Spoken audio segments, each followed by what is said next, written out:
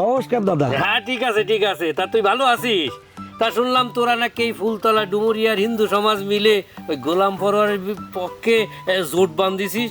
শোন, এই গোলাম পরোয়ার যদি জিততে পারে না, তাই দেশ বানাবে না পাকিস্তান, আর তোকে পাঠাবে না হিন্দুস্তান। আপনার এই কথা মানতে পারলাম না দাদা। গোলাম পরোয়ার 2001 থেকে 2006 সাল পর্যন্ত এমপি ছিল। আমাকে কিন্তু ইন্ডিয়া জাতি হয়নি। আগামীতেও যদি গোলাম পরোয়ার আসে, আমাকে ইন্ডিয়া যাওয়া লাগবে না রে দাদা। শোন পরিতোষ, তোরে আমি একটা কথা কই, ওই গোলাম পরোয়ার যদি যেতেই, জামাত যদি যেতে না, তা তোকে বউ বিটিকে কিন্তু বোরকা ভরাই দেবে, এ আমি কয়ে রাখলাম। শোন, তোকে এই সংখ্যালঘু নিয়ে কিন্তু আমি খুব টেনশন করি।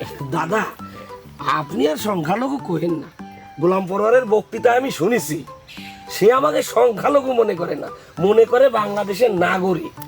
আরে পরিতোষ, আমার একটা কথা শোন, তুই জানিস নি জামাত হলো জঙ্গি জঙ্গি। দাদা, আমাকে ভুল বুঝোয় আর কাজ হবে না নে। ওই কথাই আছে, সঙ্গে থাকলে সঙ্গী, না থাকলে জঙ্গি।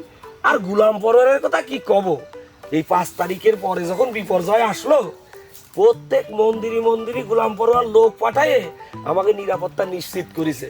আমাকে ভয় দেয় আর ভোট পাওয়া যাবে না রে দাদা। মিয়া গোলাম পরোয়ারের পক্ষে ডুমুরিয়া ফুলতলার হিন্দুরা একজোট হয়ে বাঁধিছে। এবার ভোট মিয়া গোলাম পরোয়ারের দাড়ি পাল্লাই হবে।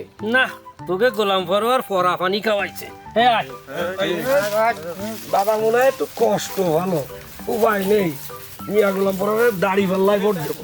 তিনি দাড়ি পাল্লার গোলাম পরোয়ার, তিনি মাঝি মাল্লার গোলাম পরোয়ার, তিনি সত্যবাদী গোলাম